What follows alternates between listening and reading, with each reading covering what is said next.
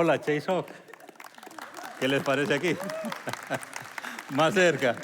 Tengo la responsabilidad de terminar esta serie, el más grande de todos los tiempos, que es Jesús, el más grande de todos los tiempos. Y vamos a hablar hoy algo sobre, obviamente sobre Jesús, pero otros personajes también que entran en la historia de Jesús en Mateo capítulo 9. Pero antes de pasar ahí arriba, quiero estar cerca de ustedes y preguntarles, ¿en algún tiempo a ustedes le pusieron un sobrenombre? No de los malos, de los buenos sobrenombres que se acuerdan. A mí también me pusieron malos sobrenombres, pero me pusieron buenos sobrenombres, que ese sobrenombre me gusta o me gustaba cuando me lo mencionaban. ¿Qué le parece si con el que está ahí a la par le puede decir su nombre y le puede decir un sobrenombre que le gustaba que le dijeran? No le diga el malo, el que no le gustaba, dígale el que le gustaba que le dijeran. Busque a alguien a la par y dígalo. 1, 2, dígaselo ahí al que está a la par. Vamos a ver. Sí, a mí me decían malos sobrenombres cuando estaba pequeño, estaba un poquito pasado de libra, así como hoy, y me decían el gordito. Entonces, pero ya no me dicen el gordito, ya estoy llegando otra vez al gordito. Pero vamos a ver a usted qué le dijeron. Parece que algunos tienen muchos sobrenombres, siguen platicando. Ok, ahí nomás, ahí está bien. Ahora, voy a pedir a algunos valientes. Hay dos jóvenes por acá que tienen unos micrófonos. Y voy a pedir lo siguiente: ¿qué pasaría si usted presenta a su compañero o compañera a la par y nos dice dos cosas? Primero nos dice cómo se llama y después nos dice su sobrenombre. ¿Está bien? ¿Cómo se llama y su sobrenombre?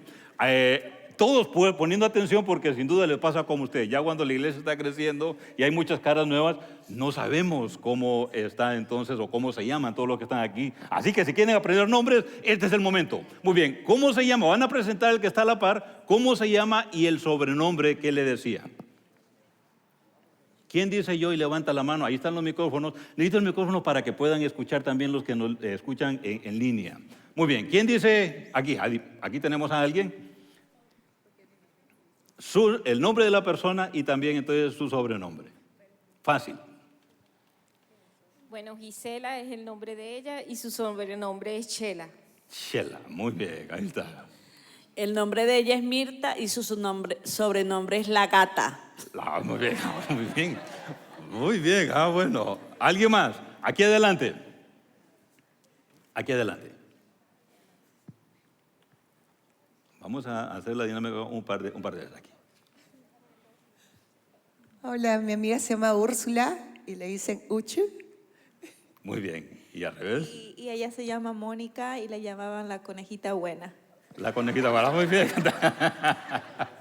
Miren, buenos sobrenombres. ¿Alguien más? De este lado, ya vamos a regresar por acá, pero si hay alguien más interesado, pero por aquí están un poquito tímidos de este lado. Necesitamos más luz para que se miren. ¿Alguien que levante la mano y presente a su pareja? ¿No?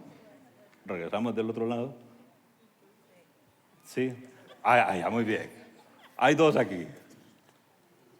Ella es Janet y le dicen Jani. Janet. Ella es Orbia y le decían la oreja. La oreja, muy bien.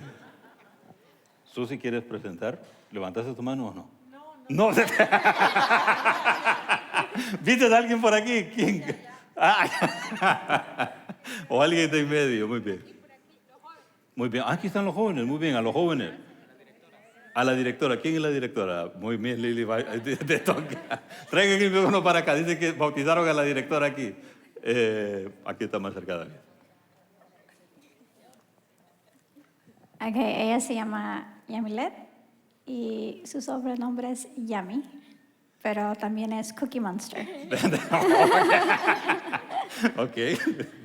Ella se llama Liliana y le decimos Lolis. Lolis, muy bien, gracias. Ahí con David. Muchas gracias, dejémoslo ahí. Ahí, cuando estaba con los jóvenes, así como ellos, él ya hace tiempo, sabían lobos en ese tiempo también, me decían el Willis.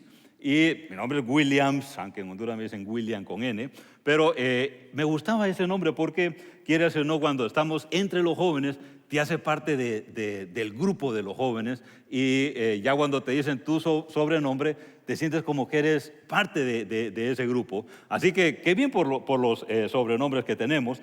En la Biblia también encontramos, y vamos a ver que a Jesús mismo le dieron algunos sobrenombres y algunos obviamente buenos, pero el que vamos a ver hoy no era un sobrenombre que era para elogiarlo, pero le llamaron el amigo de los pecadores. Así lo llamaron entonces los que estaban ahí, obviamente no a favor de Jesús, sino que en contra, pero en la Biblia, y Jesús aprovechó ese sobrenombre para darle vuelta y dar un mensaje para nosotros. Quiero que vayamos a nuestras Biblias en Mateo, van a leerlo aquí en las pantallas, pero quiero que si tiene ahí su Biblia o si tiene de repente ahí su teléfono, pueda ir a Mateo capítulo 9, versículo 9 en adelante, hasta el versículo 13. Dice Mateo 9, versículo 9 en adelante. Mientras caminaba, Jesús vio a un hombre llamado Mateo sentado en su cabina de cobrar de impuestos y dijo, sígueme y sé mi discípulo. Le dijo Jesús. Entonces Mateo se levantó y lo siguió. Más tarde, Mateo invitó a Jesús y a sus discípulos a una cena en su casa, junto con muchos cobradores de impuestos y otros pecadores de mala fama. Cuando los fariseos vieron esto, preguntaron a los discípulos, ¿por qué su maestro come con semejante escoria? Estoy leyendo la Nueva Traducción Viviente. Versículo 12. Cuando Jesús los oyó, les dijo, la gente sana no necesita médico, los enfermos sí. Luego añadió, ahora vayan y aprendan el significado de la siguiente escritura. Quiero que tengan compasión, no que ofrezcan sacrificios, pues no he venido a llamar a los que se creen justos, sino a los que saben que son pecadores.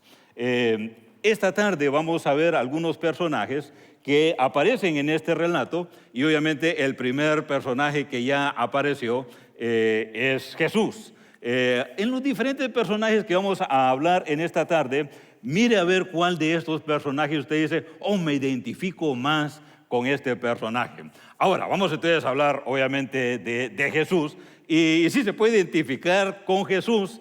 Espero que no diga yo soy Jesús después de este servicio, porque solo hay un Jesús, el que vino a morir en la cruz del Calvario, aunque nos deja muchos modelos, pero este modelo obviamente divino, nosotros humanamente no vamos a poder alcanzar, pero sí podemos traer algunos principios que encontramos de él para poder aplicarlos en nuestra vida. Bueno, como vieron en el relato, resulta que sí, los fariseos le llamaron a él amigo de los pecadores. Eso entonces encontramos en este relato. Se le está llamando entonces a Jesús al amigo de los pecadores. Jesús rompió con muchos esquemas de aquel tiempo, esquemas de maestros de ese tiempo, que eran los que enseñaban, sí, habían en ese tiempo ya maestros en esa estructura de la educación romana y en un momento griego-romana. Tenían esa estructura entonces de maestros y era entonces el maestro y los discípulos lo seguían y por eso es que miramos a Jesús siguiendo con ese ejemplo. Algo importante que podemos saber de la historia de estos maestros es que el maestro estaba muy alejado del alumno, aunque estaban entonces el maestro enseñando, pero había muchas veces él se alejaba, entonces una cosa era el maestro y otra cosa eran los alumnos. Estamos hablando 2000 años, más de 2000 años atrás. Este sistema que conocemos hoy de educación, sí tienes mucho de sus bases allá, pero era en muchas cosas eran entonces bien pequeños y solamente la élite podía entrar ahí a la educación. Se cree que solamente 3% en ese tiempo sabía leer y escribir. Imagínense cómo estamos. Y obviamente estamos hablando mucho tiempo atrás. Pero Jesús rompió ese esquema porque Jesús se metía con la gente, se metía con los pecadores y es parte de lo que encontramos aquí. Vamos a seguir hablando de Jesús, pero otro personaje que aparece también en la escena es nuestro amigo Mateo. Y ahí lo miramos en esa lectura que acabamos de tener. Aparece entonces Mateo. Mateo era un hombre que tenía una profesión no tan agradable. Mateo era un recaudador de impuestos. En ese tiempo no era una profesión muy apetecida por los judíos. Y les voy a contar por qué pasaba esto. Resulta que los romanos tenían el control de toda esa área, y ahí lo que le llaman entonces el Imperio Romano y la Pax Romana o la Paz Romana, que tenía todo el control de ese terreno del Mediterráneo, incluyendo a los mismos judíos. Entonces venían los romanos y contrataban a judíos para que cobraran los impuestos de toda la gente. Entonces aquí tienen un gran imperio en un país como Israel, y tienen entonces a judíos funcionando entonces como recaudadores de impuestos. ¿Cómo creen que los demás judíos miraban a los recaudadores de impuestos? ¿Cómo creen que miraban a Mateo mismo? Como el traidor. Oh, este trabaja para el imperio, este nos quiere entonces sacar dinero. Entonces, imagínense, no era popular Mateo en la profesión entonces que tenía, y no solamente era eso, había, como en muchos de nuestros países, mucha corrupción. Entonces, obviamente, Mateo tenía muchas facilidades, sin duda entonces había mucho dinero, él pasaba entonces en sus manos mucho dinero, y él mismo entonces estaba bien, hablando entonces en cuanto a dinero, pero en cuanto a relaciones, tenemos entonces que un Mateo que tenía dificultades con sus mismos paisanos, con su misma gente, con sus mismos entonces vecinos que tenía entonces ahí. Ese era Mateo, una situación entonces bien difícil. Escuchen esta frase: cada santo tiene un pasado, todo pecador tiene un futuro. ¿Se pueden conectar con esta idea? Sí, si miramos entonces todos los que nos llamamos por la gracia de Dios, por su sangre, que somos santos en Él porque Él nos redimió, pero resulta que todos nosotros tenemos un pasado, ¿no es cierto?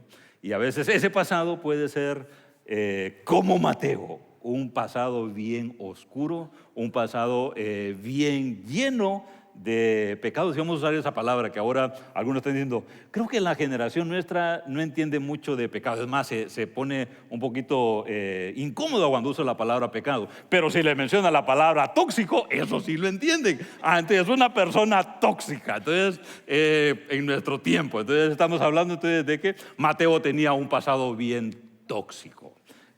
¿Cómo nosotros podemos tener entonces un pasado bien tóxico, dañino, lleno de cosas entonces que si solo ponemos entonces a pensarlo, pensamos entonces, oh, qué cosas hice? Pero miren la frase entonces que decía, pero tenemos entonces un futuro mejor, porque tenemos un futuro con nuestro Dios. Él nos ha cambiado.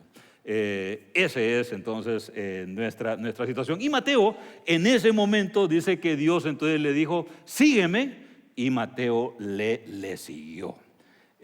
No solamente le siguió, dice que esa misma noche, en el relato, esa misma noche invitó a Jesús y a sus discípulos para que vinieran en su casa. Miren, ese es un sentimiento de un pecador arrepentido y un pecador mostrando gracia. Dios me salvó, lo menos entonces que puedo hacer es, mis compañeros, mis colegas recaudadores de impuestos, vengan entonces conmigo porque encontré a alguien que voy a seguir y que me perdonó y me cambió. Pero bueno, resulta que en esa plática que tuvo, si quieren si me permiten, no sé si está muy oscuro acá, me puedo sentar un poco, parece que se mira bien. Resulta entonces que en esa cena no solamente estaba Mateo, no solamente estaban sus amigos, los más recaudadores de impuestos, aparece en la escena otro grupo llamado los fariseos. La palabra en sí, fariseo, solamente cuando miren entonces la palabra significa entonces separado, los separatistas. Era un grupo religioso en ese tiempo que obviamente no querían a Jesús por su religiosidad y no querían lo que estaba pasando entonces ahí. Y aparece entonces este grupo de fariseos, los separatistas, y colocando entonces obviamente un sobrenombre para Jesús, que después vamos entonces a ver la pregunta de ellos, de que le llaman el amigo de los pecadores. Pero esos son entonces los fariseos. Espero Cuando les dije al inicio, vamos a ver diferentes personajes que vamos a ver cómo nos podemos asemejar entonces a ellos. Ojalá que se queden con los dos primeros, con Jesús y Mateo, y no como los fariseos que vamos a ver entonces hoy. Pero les quiero decir algo, que a veces nosotros como religiosos, y ojo con esa palabra, podemos caer en muchas tendencias de los fariseos y ser entonces más religiosos que relacionales con Jesús. Hay un comentarista, se llama Kohler, y él coloca 7 tipos de fariseos. Les voy a colocar aquí el primero. Les voy a leer el primero, acá lo van a ver en sus pantallas. Y aquí vienen 7 tipos de fariseos. Escúchenlo. Primero entonces tenemos el fariseo espalda, que exhibía sus buenas obras delante de los hombres como quien lleva un bulto en hombres. Es ese tipo entonces de fariseo de que yo hago esto y esto y esto y esto y esto. Por eso entonces le decían el fariseo entonces de espalda, porque anda más entonces mostrando lo que él hace. Ese es un tipo entonces de fariseos. Cuidado como cristianos de no caer en ese tipo de, digamos, cristianos de espalda. Miren, yo hago esto y esto y esto y esto y esto. La salvación no es por obras, es por gracia. Miren el número 2. El fariseo, espérame un momento, que cuando se le buscara por cualquier motivo, si se hallaba en esos instantes ocupados en alguna obra, rogaría es que le esperaran un momento, porque obviamente como las obras entonces son más importantes, entonces lo demás era secundario, lo que a él importaba era lo que estaba haciendo. Por eso entonces tenemos otro tipo de fariseos aquí de espérame un momento. Pero escuchen esto, el fariseo ciego. ¿Quién es el fariseo ciego? Otro tipo de fariseo. Entonces, el ciego era que andando por la calle chocaría contra la pared por llevar cerrados los ojos en un esfuerzo por no ver una mujer. Y literalmente entonces andaban, no, obviamente no andaban que no miraban, sino que no querían entonces ver para no caer en una tentación. Eso es lo que estamos hablando de ese tipo, entonces, hasta dónde estaban llegando los fariseos, de que estaban entonces yendo hasta ese extremo. Pero también había otro tipo no del ciego, pero había otro tipo de fariseo, el agachado. Escuche con qué es el fariseo agachado, que caminaba colgando la cabeza para que no fuera a descubrir semiocultas tentaciones. Sí, se llegó entonces también a ese punto de que andaban entonces estos religiosos buscando entonces o no encontrando ninguna tentación. En algún momento van a escuchar o leer en la historia, algunos hasta se golpeaban sus propios cuerpos. Cuando iban caminando, encontraron una tentación, cayeron en la tentación, regresaban a sus casas y se castigaban a ellos mismos porque habían caído en esa tentación. El número 5, el fariseo calculador permanente, que siempre estaba contando sus buenas obras para ver si equilibraban el peso de sus fracasos. Bueno, ahí tenemos entonces otro. El número 6 y 7 son un poco más mejores. El fariseo temeroso de Dios, que como Job era verdaderamente justo. Y hago un paréntesis aquí, entonces va a decir, pero Job no era que era antes de los israelitas, ¿cómo entonces que él se le considera fariseo? Por eso dice la palabra como Job.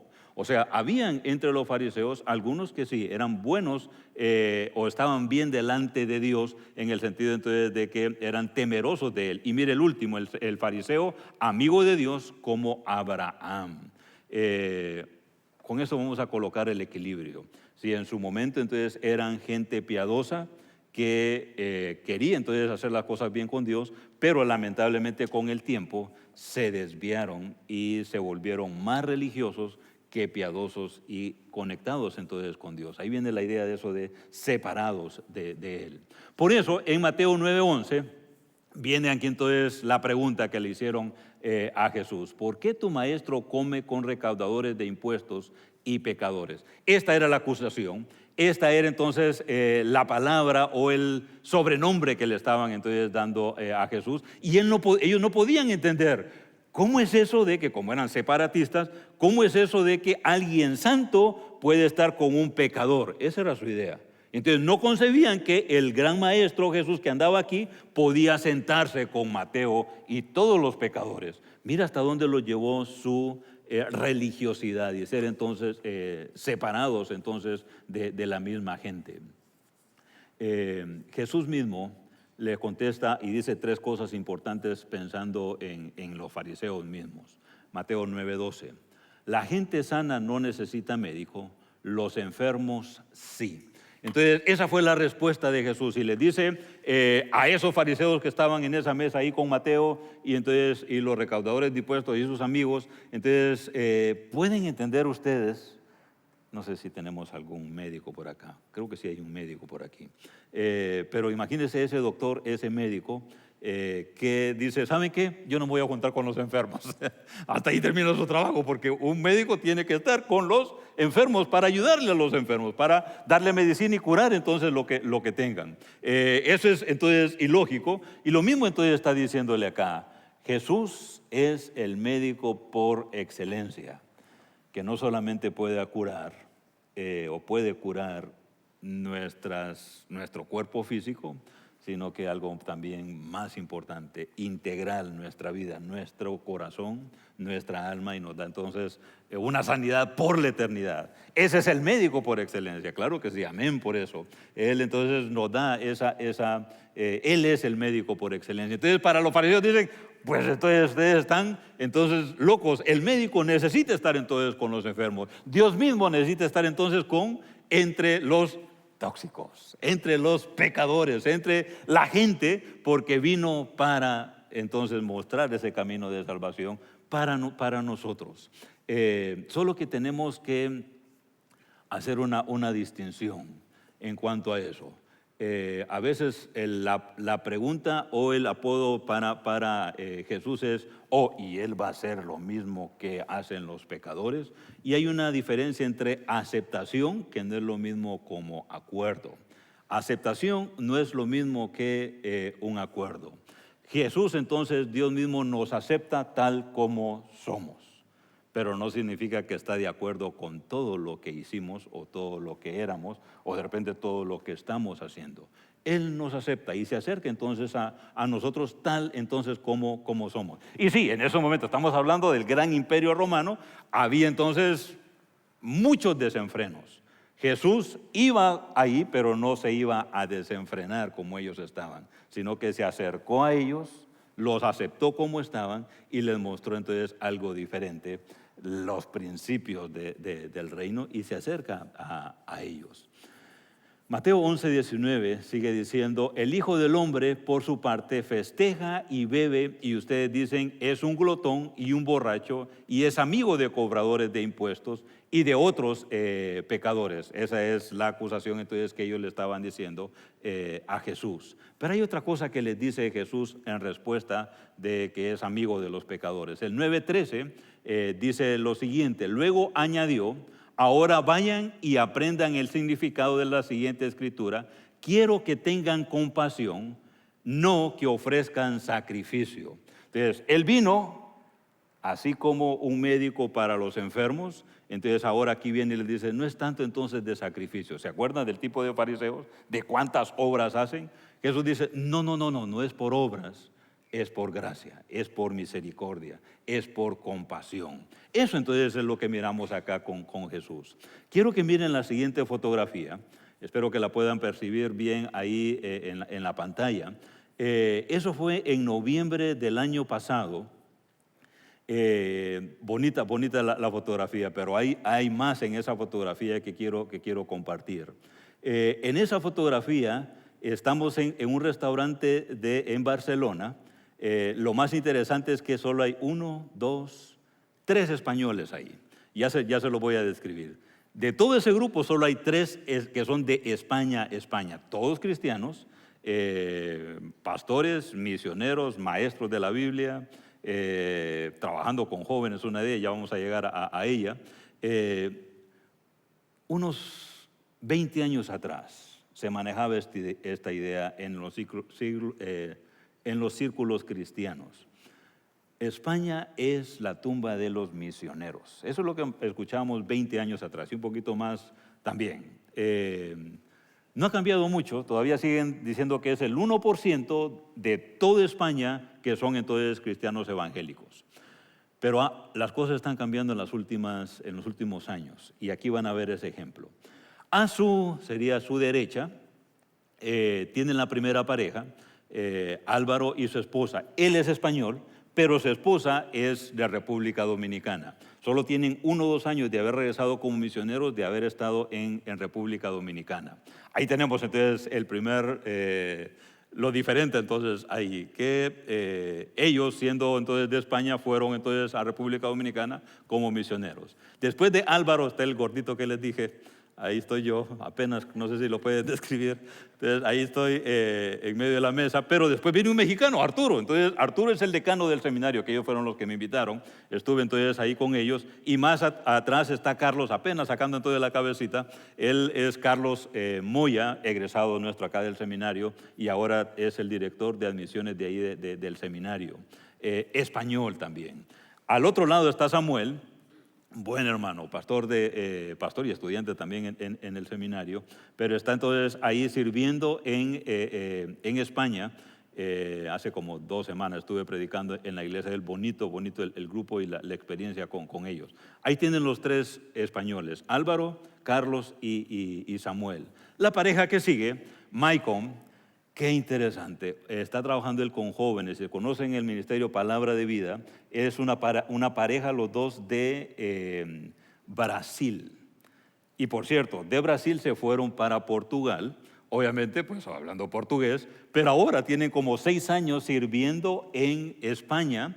Y su español casi cuando me habla casi hablando como un español, así con la acento de la voz de vosotros y todo ahí, muy bonita pareja, trabajando con jóvenes. Esa noche ahí me contó de que habían tenido un campamento de jóvenes en España y que como 100 y algo muchachos habían aceptado al Señor el fin pasado. Y yo digo, ¿en España pasa eso? Sí, en España entonces está pasando eso con esta parejita.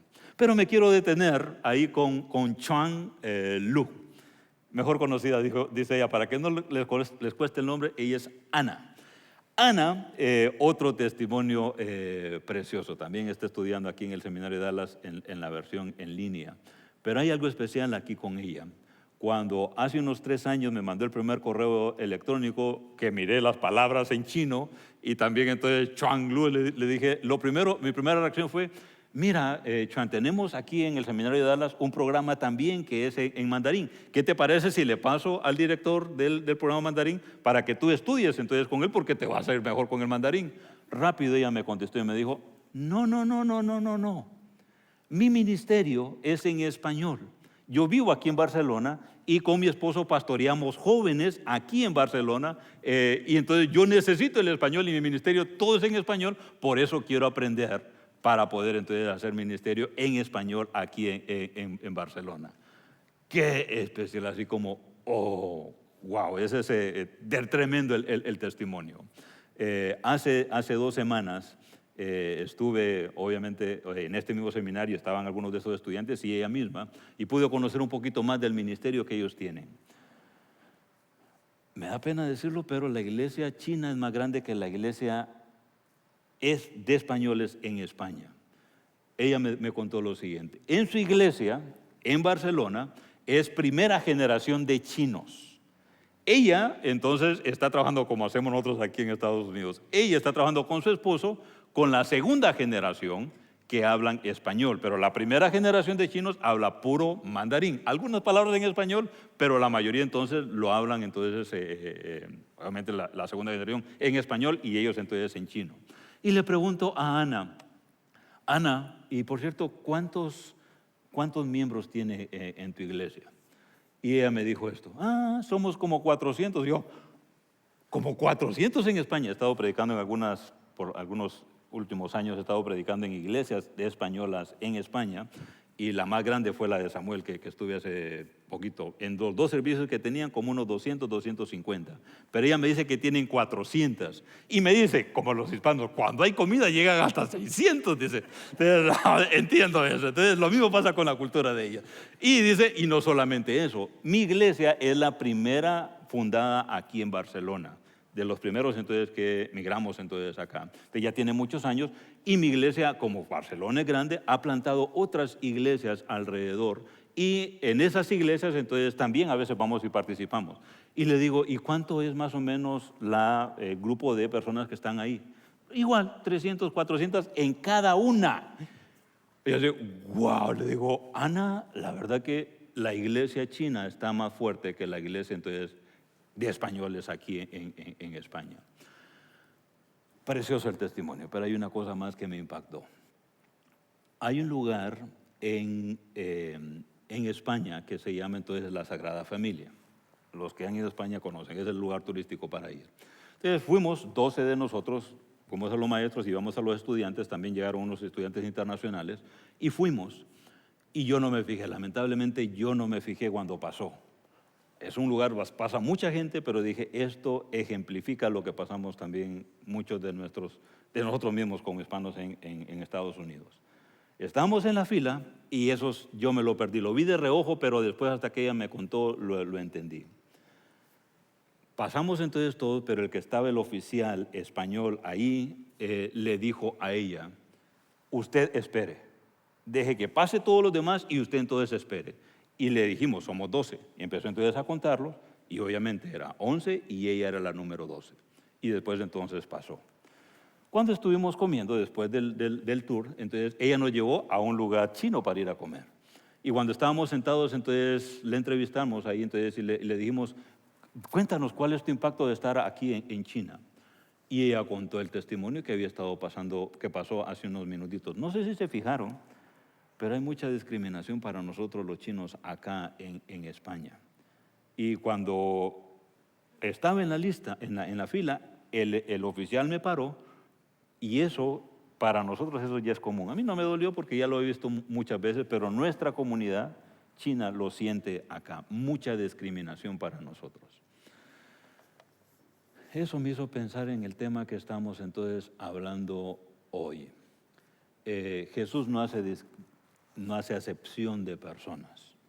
Jesús entonces es ahí sí, inclusivo, nos incluye entonces a todos. No importa de qué color eres, si eres café, si eres blanco, si eres amarillo, si eres negro, el color que sea, para Dios entonces somos entonces los mismos. Y si Jesús estuviera entonces en este tiempo, literalmente su ministerio fuera en este tiempo, sin duda que nos abarcara a todos. Para pensar entonces en este contexto en el que vivimos. Y acuérdense, no es por obras, es por gracia, es por misericordia.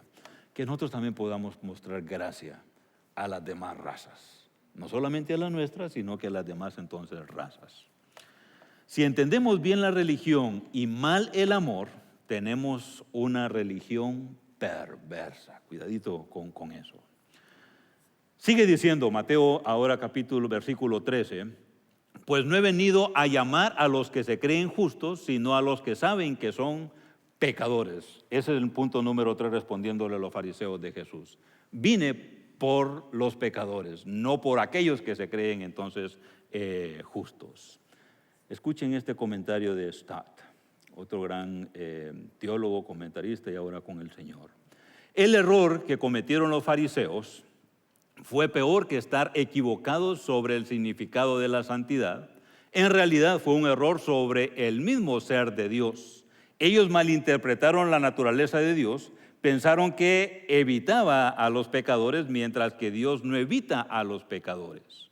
Dios ama a los tóxicos, a los pecadores. Él vino a la tierra por ellos. Es más, por ellos fue hasta la desaladora agonía de la cruz. Vino por ellos en el Espíritu Santo. Él mismo los está buscando hoy. La iglesia Chase Oak, nosotros como iglesia Chase Oak en español, esperemos que seamos diferentes. Que no solamente seamos, este es nuestro grupito y nadie puede entrar. Esperemos que seamos una iglesia que podamos estar abiertos para que otros puedan venir. Otro comentarista dice lo siguiente: la iglesia es la única institución que existe principalmente para el beneficio de aquellos que no son sus miembros. Este no es un club de golf, este no es un club de soccer, este no es un club entonces de cualquier deporte entonces que quieran. Esta es la iglesia de Dios. Y el que fundó la iglesia, en sus parámetros, en la palabra de Dios, dice que no es para un grupo determinado, es para todos los que quieran venir. Eso es pensando como iglesia, que pensando para nosotros mismos. Otro comentarista, John Mark Comer, dice, Jesús alcanzó a la gente con una comida a la vez. Jesús alcanza a la gente con una comida a la vez. Sé que el pastor Jeff, el pastor principal acá de Chase Oak, en inglés él está haciendo diferentes actividades para poder entonces alcanzar a la comunidad. Y si saben un poquito de inglés, ahí está el app donde ustedes pueden ir y pueden ver cómo está comiendo alitas con diferentes personas. Y él entonces, la idea es que podemos entonces alcanzar a la gente una persona a la vez, una comida entonces a la vez. Y ese es el reto que vamos a tener hoy también nosotros como Chase Oak. La idea es de expandir nuestro círculo, la idea es que podamos entonces salir de nuestra área de confort y podamos entonces compartir a otros. Y Chase Oak lo estamos haciendo acá. Y una de las maneras como lo estamos haciendo y cómo podemos entonces salir de nuestro círculo, una de ellas es nuestros grupos vida. Ahí usted puede poder conectarse con otros. Les animamos a todos, si no está conectado, busque entonces, pregunte sobre el grupo vida y puedan entonces compartir sobre eso. Sé que algunos ya están en grupos vidas y una vez más voy a atender entonces los micrófonos, David, y por acá tenemos entonces otro micrófono, Fernando, y quiero preguntarle a aquellos que están en un grupo vida, en una o dos palabras que nos diga, ¿qué es lo que resalta más en ese grupo vida que usted está? Y ojo, también quiero pedir si usted dirige un grupo vida, que nos diga por qué Dios lo ha llamado a dirigir ese grupo. Primero levanten la mano quien ha estado en un grupo vida. ¿Alguien está en un grupo vida? ¿Estoy en la iglesia correcta? Ah, sí, muy bien, exacto, estamos bien. Alguien que puede entonces decir, voy al grupo porque me gusta esto. No tiene que decir otro sermón, solo una palabra, dos palabras de por qué está ahí. Ahora, ¿quién más levanta la mano? Aquí. Muy bien, por aprender más de la palabra. Gracias. Hay micrófono, pero si no yo lo puedo repetir. ¿Alguien más? Aquí, enfrente. Comprensión. Muy bien, gracias. Me hace crecer más espiritualmente y tener más empatía. Muy bien, muchas gracias. ¿Allá atrás? Animarnos los unos a los otros, excelente. El cariño que se siente en el grupo. En el grupo, muy bien. Gracias, gracias. Compañerismo. De este lado no los toquemos mucho porque como que no quieren hablar, pero Douglas los va a defender. Vamos, Douglas. ¿Ayuda ahí? Unión. Muy bien, gracias. No quiero seguir al otro paso si hay alguien más que está ahí como, yo tengo que decir, no dije. Aquí adelante.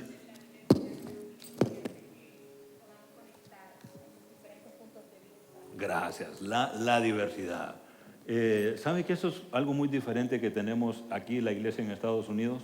Y eso lo aprendí al estar acá, de poder entonces estar en una iglesia donde no solamente de un país, somos de 16, 17 países, dijimos, Pastor Irán. Una diversidad y poder entonces tener esa cosmovisión de tantas diversidades. Y me imagino también comer diferentes entonces comidas. Ayer me dijeron que hay una familia de Brasil que le estaba dando en el grupo de vida entonces de comida de Brasil. Entonces imagínense qué especial. ¿Alguien más había levantado la mano? Aquí.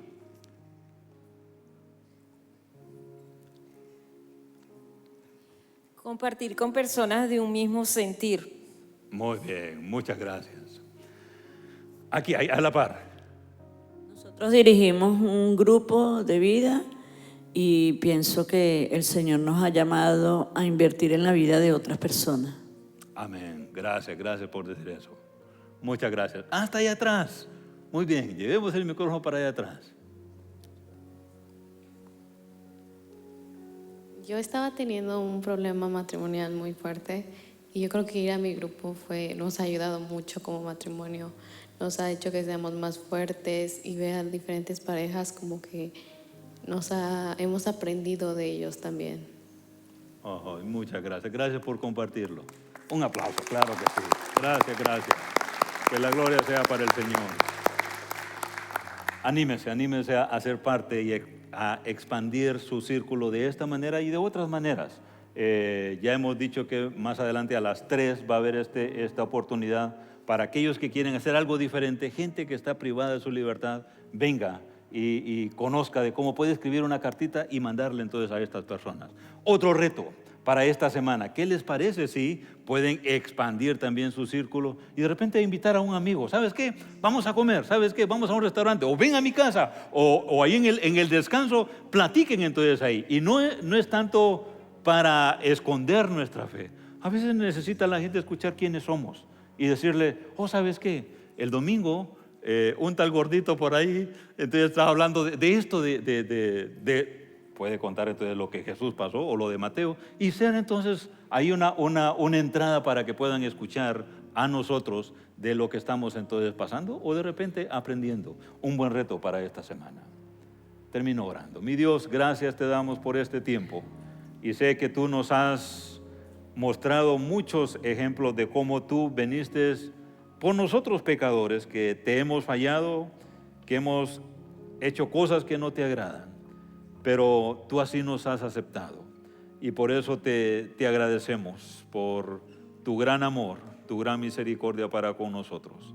Y te pido que en esta semana podamos ser esos siervos, siervas tuyas, que pensemos, quiero salir y expander mi círculo de esta soledad a veces o intimidad o timidez, podemos decirlo. Quiero que tú me muestres cómo compartir mi fe con otros y poder, mi Dios, ser ese medio de luz para aquellos que no la tienen. Sigue moldeando nuestros corazones, nuestros caracteres, y que cuando vayamos no pensemos en cuántas obras podemos hacer, sino cuánta compasión, cuánto amor podamos transmitir, ese amor que viene de ti. En el nombre de Cristo te lo pido.